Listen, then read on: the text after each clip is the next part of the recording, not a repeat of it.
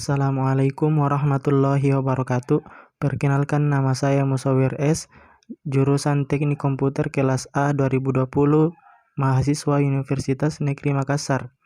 Video ini saya buat untuk mempresentasikan jawaban mengenai soal ujian tengah semester pendidikan kewarganegaraan. Soal yang pertama, apa saja tujuan bersama yang mengikat kita sebagai suatu bangsa dan yang membuat kita merasa perlu untuk mempertahankan nasionalisme Indonesia? Nasionalisme merupakan suatu sikap politik atau pemahaman dari masyarakat suatu bangsa yang memiliki keselarasan kebudayaan dan wilayah. Nasionalisme ini berperan kuat dalam perjuangan dan mempertahankan kemerdekaan.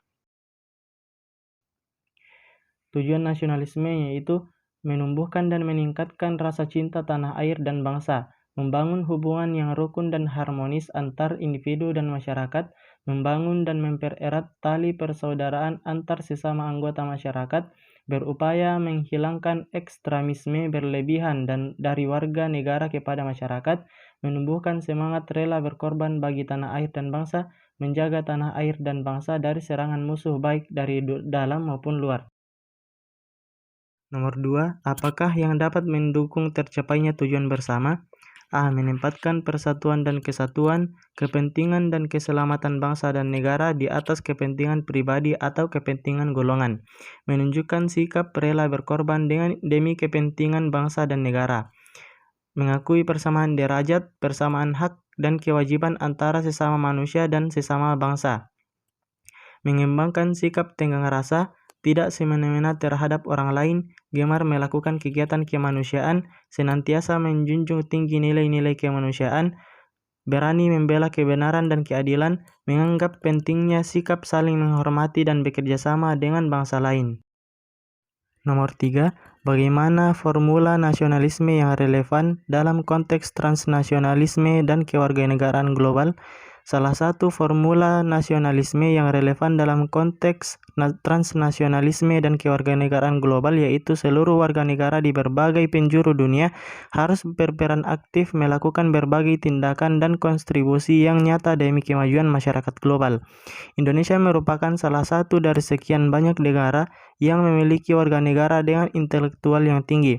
Namun, intelektual yang tinggi tersebut akan lebih baik dan lebih memiliki manfaat yang besar jika dimanfaatkan untuk berperan aktif mencurahkan pikirannya untuk menghasilkan tindakan dan kontribusi yang nyata demi kemajuan masyarakat, terutama dalam kewarganegaraan global.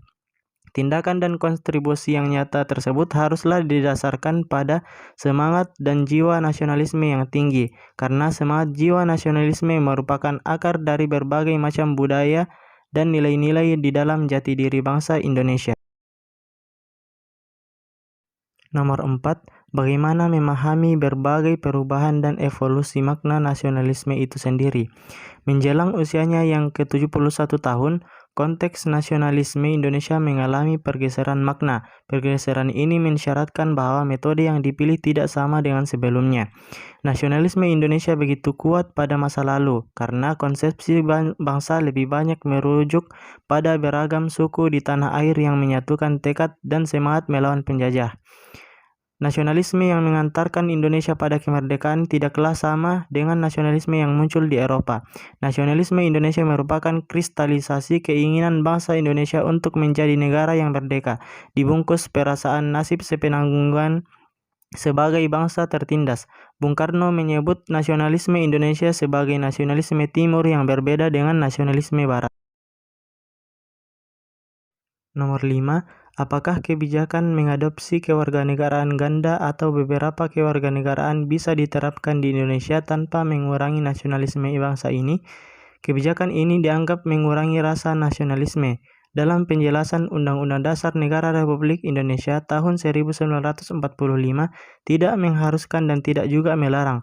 Dalam hal ini, kebijakan lebih lanjut diberikan kepada pembentuk undang-undang untuk mengaturnya sesuai dengan ketentuan pasal 26 ayat 3 Undang-Undang Dasar Negara Republik Indonesia tahun 1945.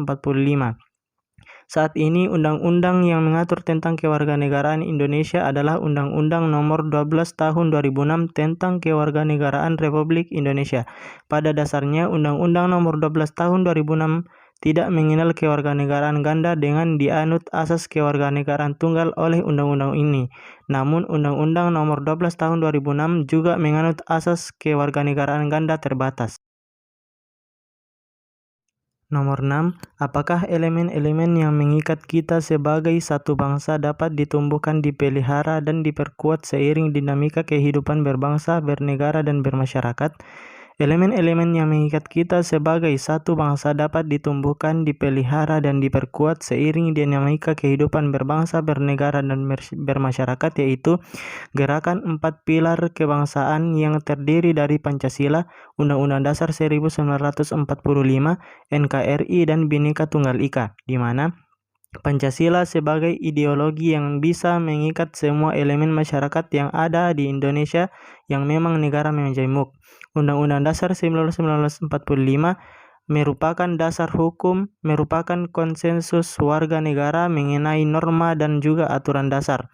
Konsep dari negara Indonesia adalah negara kesatuan yang berbentuk republik. Untuk menyatukan bangsa Indonesia yang terdiri dari banyak suku, agama, ras, dan bahasa, maka harus ada yang merekatkan semua perbedaan tersebut, dan lahirlah semboyan Bhinneka Tunggal Ika. Sekian dari video presentasi ini, kurang lebihnya mohon dimaafkan. Wassalamualaikum warahmatullahi wabarakatuh.